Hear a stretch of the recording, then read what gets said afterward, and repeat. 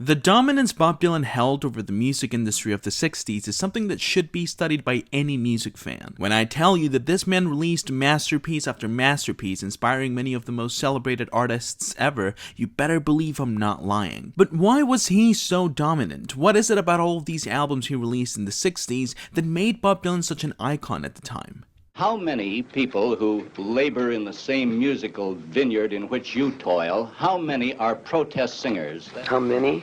Yes. Are there many who do? Yeah, well, I think there's about 136. It's either 136 or 142. Given the fact that my boy Bob Dylan has a new movie out starring the one and only Paul Atreides, Duke of Arrakis! he's getting a massive wave of popularity. A lot of young people are finding out about Bob Dylan for the first time, and there's also people like myself who already knew about him but are really happy that he's getting all of these recognition. Because even though Bob Dylan has always been this major pop culture icon, I feel like people don't really know his discography all that well, all the amazing music he put out, which is a shame because even though his politics and all the comments he had about the state of the world in the early 60s, his participation in the folk revival movement and the counterculture movement made him really popular. I feel like his music was always the thing that made him such a relevant figure in that time. The fact that he was able to communicate so much through the music alone. So I wanted to make a video celebrating the life of Bob Dylan, celebrating all of those amazing albums he gave us. And even though he released a lot of great music in every single decade, in the 70s, in albums like Desire, The Basement Tapes, and Blood on the Tracks. In the 90s, we have Time Out of Mind, in my opinion, the greatest comeback in the history of music. You also have Love and Theft in Modern Times in the 2000s, and even in the 2010s, he has Tempest. The man has released incredible music no matter the decade, but if we want to go to his best years, to the time where he absolutely dominated the music world, we have to go to the 60s. Explaining how dominant Bob Dylan was in the 60s is almost impossible for the sheer scale of the praise he received in those years, okay? Think about any artist from the 60s or the 70s. David Bowie, the Beatles, the Beach Boys, Leonard Cohen, Lou Reed, Elton John, Johnny Mitchell, all of them were inspired by the work of Bob Dylan in this decade alone. He was on demon time. Every single album was amazing. Every single album was a little different. You saw the evolution of Bob Dylan, and you saw how a shy kid that wasn't even able to do covers properly became the most prolific songwriter in the history of music and the most unpredictable one. With this video, I basically want to go through every single one of his releases in the 60s, explain what makes him incredible pieces of music, explain how the transition from folk music to rock music to folk again happened, analyze the album's meaning inside of his discography and how each album was influential in a different way,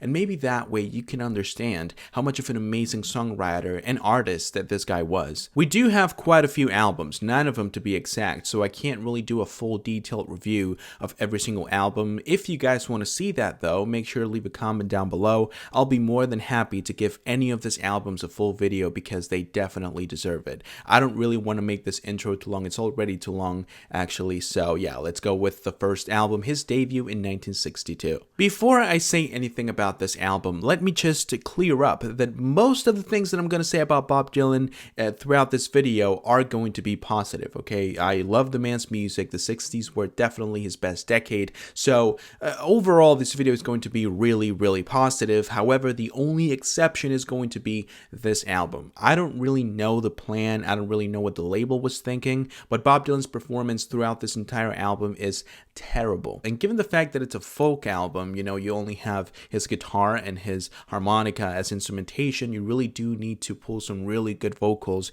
if you want the album to stay interesting, and that doesn't happen in this one. Sometimes he tries to pull this blues-like singing, really powerful and raspy, adding this layer of intensity to the track, but he fails miserably, like it doesn't come off good. As a whole, I can kind of understand what Bob Dylan tried to do with this album, and it does have some good moments like In My Time of Dying and Song to Woody, but overall it's not a really good album, and his vocal delivery, his accent is so heavy that it drags the songs around. It doesn't really feel like a Bob Dylan album. But he was about to turn this shit around because the next album was the Freewheelin of Bob Dylan, for many one of the greatest folk albums ever made, maybe even the greatest. I personally disagree. I know that a lot of people are going to to be annoyed at me for saying this, but I believe this album is a little bit overrated. I do believe it's a great album, one of the greatest of all time when it comes to folk music, actually, but people paint this album as sometimes even better than Highway 61 Revisited, Blonde on Blonde, and John Wesley Harding. I personally don't think so. I believe that even though you have some incredible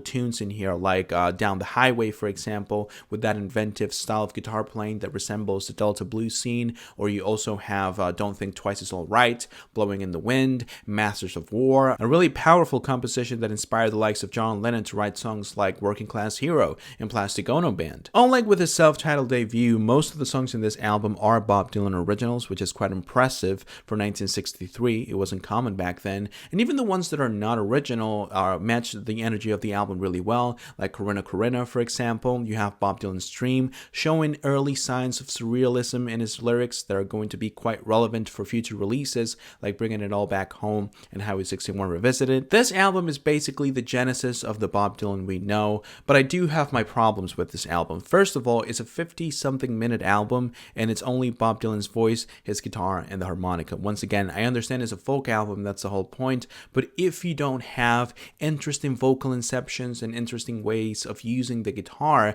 like Nick Drake, for example, in albums like Pink Moon, you're not going to keep the listener entertained for that long. I know that a lot of people love a vast majority of the songs in this album, but when you listen to all of it as one piece of music, it can be a little boring. I feel like some of the songs in this album and the fact that they were so unique and inventive is what makes this album such a legendary piece of music. The poetry of Blowing in the Wind, the boldness of Masters of War, the episodic nature of the lyrics in A Hard Rain Is Gonna Fall, and how it's a 7-minute folk song, which wasn't really the case with many folk songs back then. And of course, the fact that this was the album that launched Bob Dylan to stardom and made him the voice of a generation, a title that he hated, but it was very meaningful. So there's definitely a lot to say about this album, but for me, personally, I do believe the album is a little bit overrated, and we didn't really see the peak of his songwriting and poetry until the next album. The Times Are A-Changin is probably one of the most beautiful folk albums you'll ever hear. The tenderness of his voice is way more noticeable, but it's not going to make the music any less meaningful. As a matter of fact, the title track, it's one of my favorite politically charged Bob Dylan songs ever. This album is way more melodic and beautiful. It doesn't really have all of that dark blues influence his previous albums had, which makes the music feel a little more uplifting. You also have songs like One Too Many Mornings and Boots of Spanish Leather, which are two of his most romantic songs, beautifully performed. Politics are still all over the place in this album, in the title track, in songs like With God on Our Side, Only Upon in Their Game, but the lyrics are starting to get a little bit more interesting, more surreal, more episodic, and that he's about to capitalize on that in the following album. But for now, in my opinion, this album is way better than the Freewheeling of Bob Dylan, and a clear sign that this man was about to write some of the greatest pieces of music ever made. Another side of Bob Dylan might just be one of the most underrated albums of his entire discography. There's definitely a few reasons for it. This album finds itself in an in-between spot between the electric side of Bob Dylan and the folk side of Bob Dylan, so people don't really go to this album because they either want to go back or go forward. His voice changes quite a lot, his accent is different, the melodies are way more daring, as you can see in the intro, All I Really Want to Do. Those high-pitched, falsetto-ish vocals are not normal for a folk song.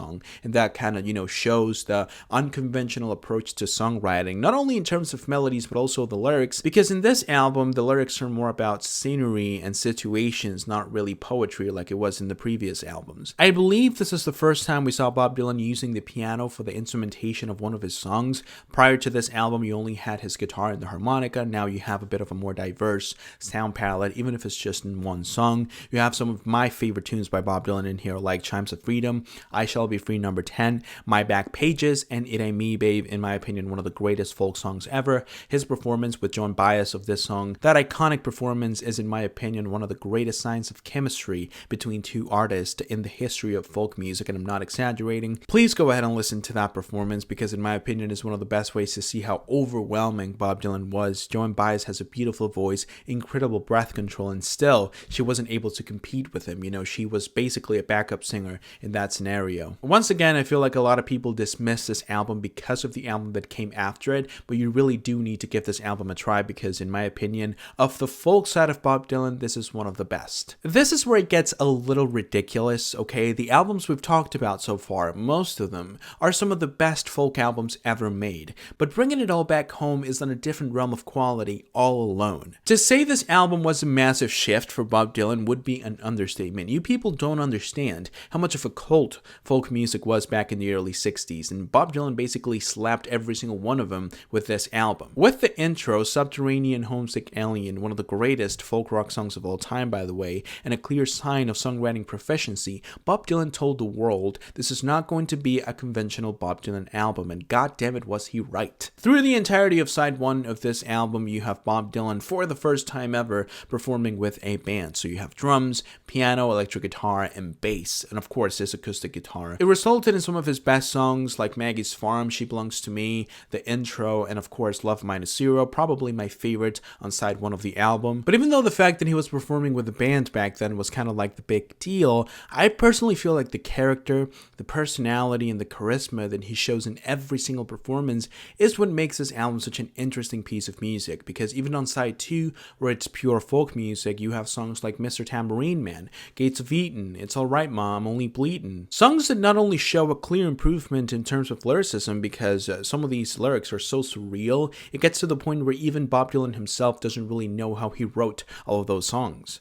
But more than anything, he shows this ability to perform the same melody over and over again and still make it interesting, which is something he used a lot throughout his discography after this album. There's only a couple of little issues I have with this album. Number one, the songs are too short. A 2-minute Bob Dylan song is a waste in this time of his career when he was writing some of the most interesting, surreal songs ever written, you know, and then there's also the fact that he doesn't capitalize on the sound. The first half is with the band, but the second half is once again folk music, and that's pretty much it, which is not necessarily bad, but it is a weird, way of putting an album together. It breaks the continuity. It feels like two completely different albums, and for that reason, I do believe that the album we're about to talk about next is way better than this one, because we're about to talk about Highway 61 Revisited, in my opinion, one of the greatest albums of all time. This album was a revelation, man. I could not believe how good every single song was, from the intro, Like a Rolling Stone, one of the most recognizable and iconic songs of all time, one of the greatest album openers ever, to that fast-paced 6-minute juggernaut Tombstone Blues,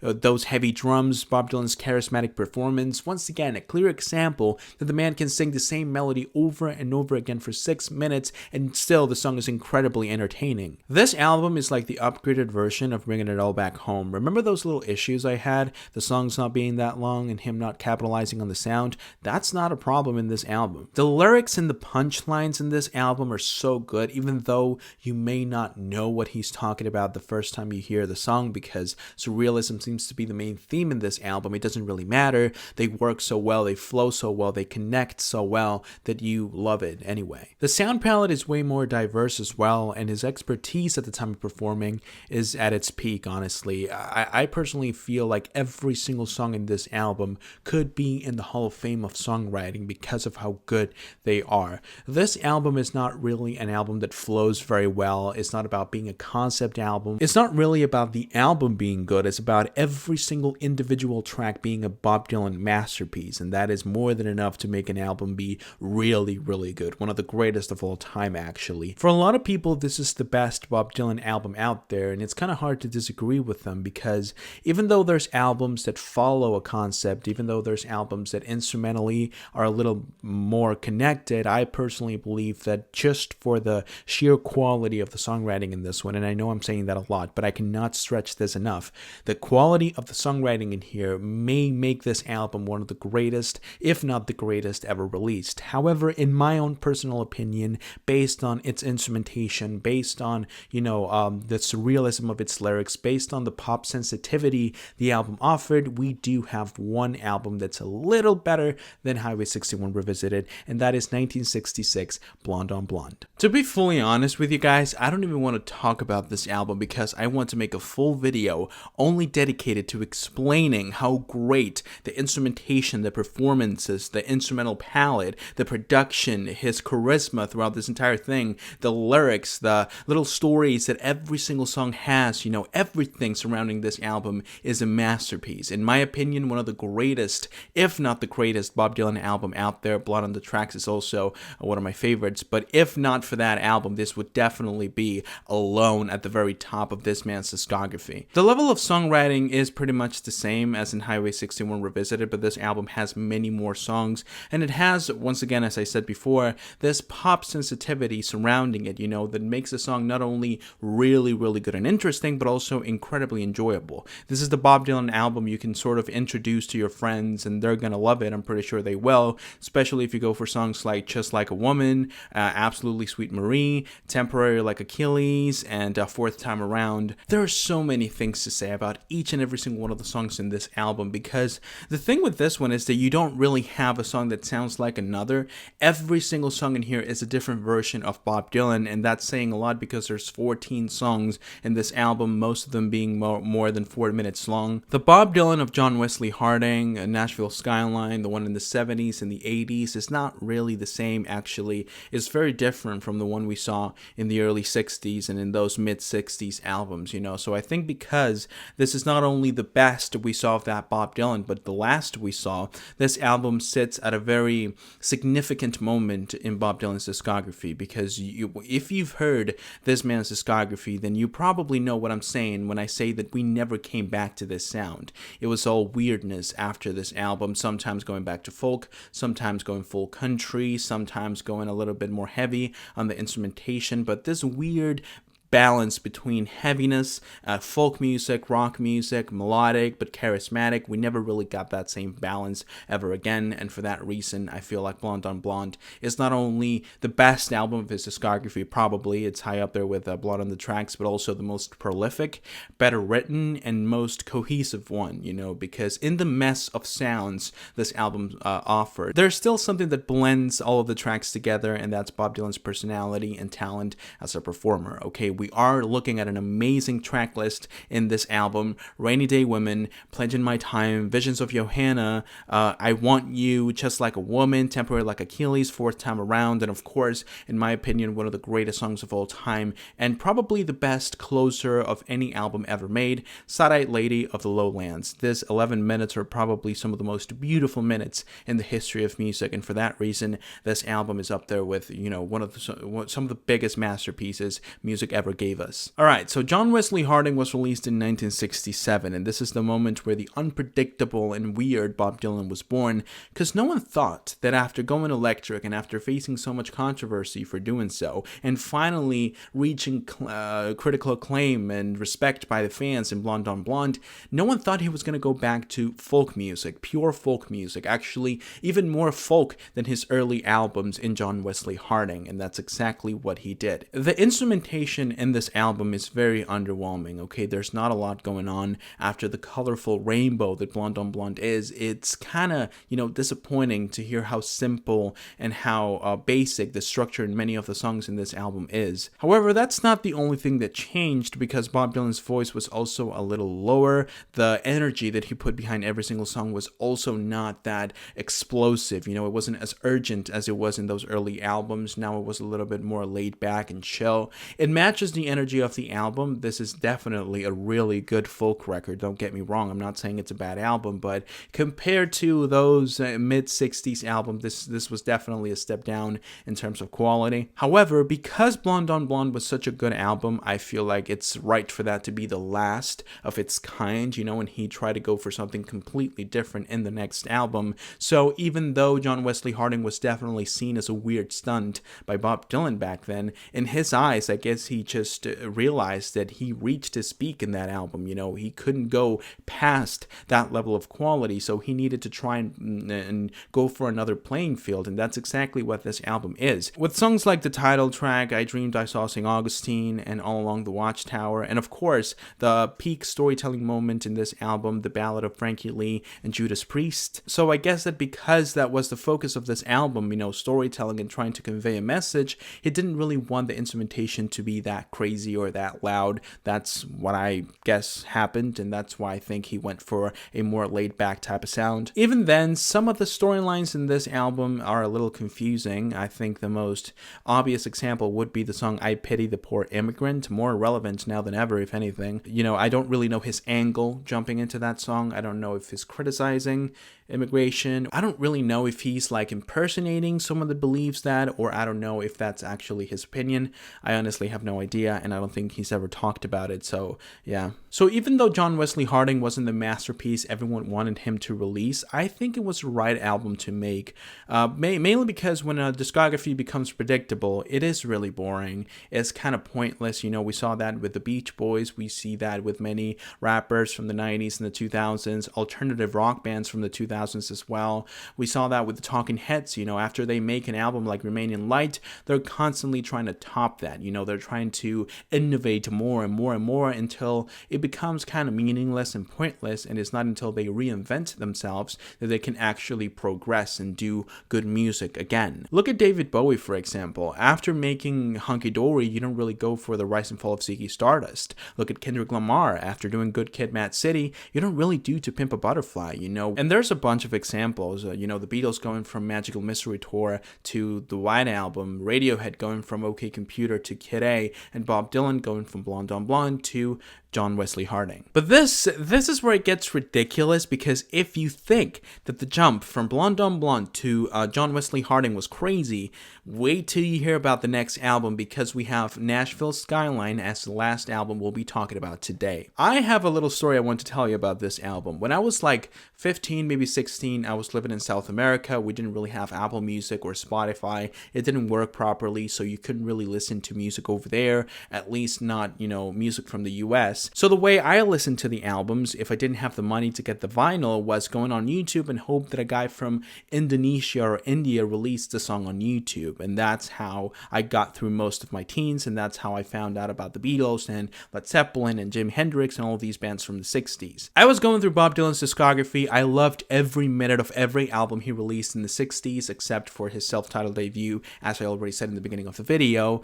And now it was time for the last album of the 60s, Nashville Skyline. I loved the album cover. He looked really good. It looked really, pleasing to the eyes. So I was like, okay, I'm ready for this album. I downloaded most of the songs I found on YouTube, and I started to listen to the record. And for a moment, I thought I made a mistake because it sounded so different from Bob Dylan. I thought I was listening to some other artist or some random dude on YouTube covering a Bob Dylan song. And for about 2 to 3 hours, I browsed the internet trying to find live performances or any sort of media that proved that the guy I was actually listening to was Bob Dylan. I could not believe that this country tenorish vocals were coming from the same guy that performed Blowing in the Wind or Like a Rolling Stone. I could not believe it. And it's not only that, the songwriting in this album is so plain and so simple and at times boring. This album has nothing special going for it. And for a good few years, I saw this album as the most disappointing release of that man's career. I couldn't believe that after such an incredible streak of albums, he would release such a plain piece of music. It wasn't until I heard the rest of his discography that I was truly able to understand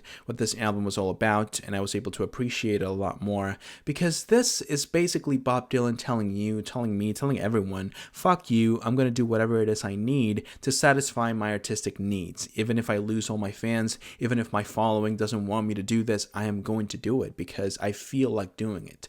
And that's such a powerful statement, man. It doesn't really matter if you like some of the songs in this album. Lady Lady Lay is a beautiful song. Girl from the North Country is a beautiful cover. Johnny Cash does a really good job with the song too. To Be Alone With You is a nice track, and overall this album is a nice listen. It's not a bad album at all, but it's definitely not that interesting as the albums he was releasing just a few years before this one, but it doesn't really matter. This is what he wanted to do, so that's what he's going to do. And the reason I love it so much is because this mentality is what got us albums like Desire, Blood on the Tracks, Oh Mercy, Time Out of Mind, Modern Times, Tempest, Rough and Rowdy Ways, his trilogy of Frank Sinatra covers, all of those crazy ideas that don't make any sense for him to do, but he still did it and did a wonderful job with them. But yeah, this unpredictable nature that he employed ploys whenever he's going to release an album, it seems like he's always trying to go against what people want him to do. And even though that's a little annoying at times because it makes his discography a mess,